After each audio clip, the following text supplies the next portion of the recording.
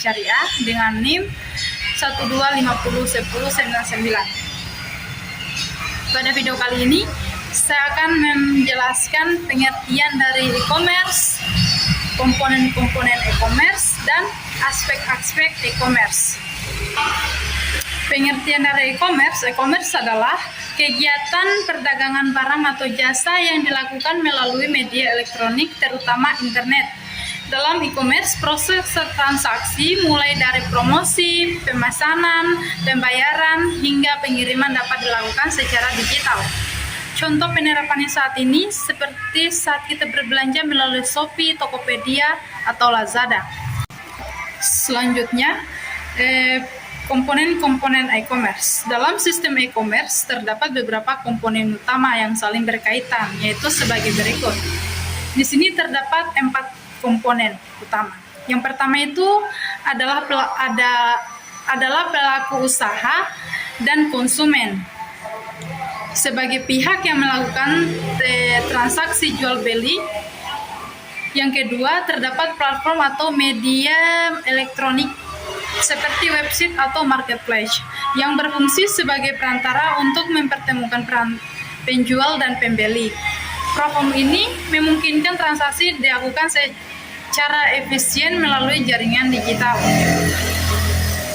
Yang ketiga, sistem pembayaran elektronik seperti transfer bank dan dompet digital yang berperan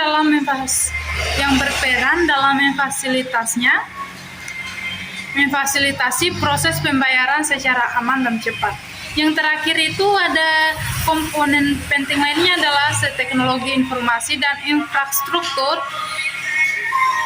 termasuk jaringan internet dan sistem keamanan yang menjadi dasar berlangsungnya seluruh aktivitas e-commerce.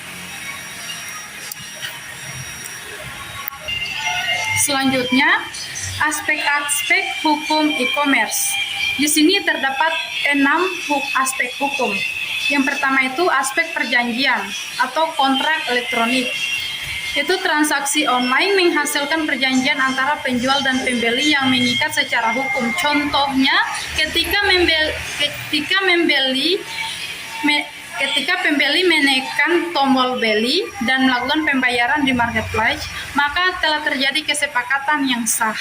Dasar hukumnya itu seperti yang kita lihat dalam Undang-Undang Hukum Perdata KUH Perdata pasal 1320 tentang syarat sah perjanjian, Undang-Undang Informasi dan Transaksi Elektronik atau UU ITE. Yang kedua itu ada aspek perlindungan konsumen. Konsumen memiliki hak untuk memperoleh informasi yang benar dan perlindungan dari kerugian. Contoh, barang yang diterima tidak sesuai dengan deskripsi produk sehingga pembeli berhak mengajukan komplain atau pengembalian dana. Dasar hukumnya itu seperti yang kita lihat dalam Undang-Undang Perlindungan Konsumen Nomor 8 Tahun 1999. Yang ketiga itu ada aspek keamanan data dan privasi. Data privasi konsumen harus dijaga dan tidak boleh disalahgunakan. Contoh, marketplace wajib melindungi data nama, alamat, nomor telepon, dan informasi pembayaran pengguna. Dasar hukumnya dapat kita lihat dalam Undang-Undang Informasi Data Pribadi Nomor 27 Tahun 2022. Yang keempat, aspek pembayaran elektronik, yaitu transaksi pembayaran harus dilakukan melalui sistem yang aman dan sesuai ketentuan. Contohnya itu pembayaran menggunakan kris atau dompet digital seperti GoPay dan OVO. Yang kelima, aspek hak kekayaan intelektual atau HKI, yaitu produk digital maupun merek dagang yang dijual harus menghormati hak cipta dan merek.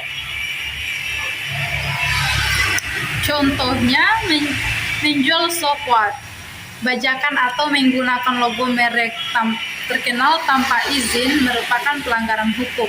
Yang keenam itu ada aspek penyelesaian sengketa.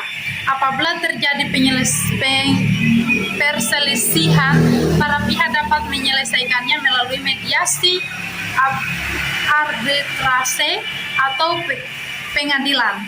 Contohnya itu ketika pembeli menggugat penjual karena tidak mengirimkan barang setelah menerima pembayaran. Dalam materi ini dapat kita lihat dalam sumber rujukan pengantar teknologi informasi untuk bisnis M. Suyanto dan Kitab Undang-Undang Hukum Perdata atau KUH Perdata dan Undang-Undang Nomor 11 Tahun 2008 tentang Informasi dan Transaksi Elektronik beserta perubahannya. Terus Undang-Undang Nomor 8 Tahun 1999 tentang Perlindungan Konsumen.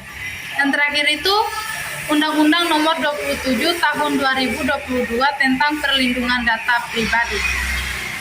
Sekian dari penjelasan saya. Saya kira dengan dapat billahi taufiq wal hidayah. Assalamualaikum warahmatullahi wabarakatuh.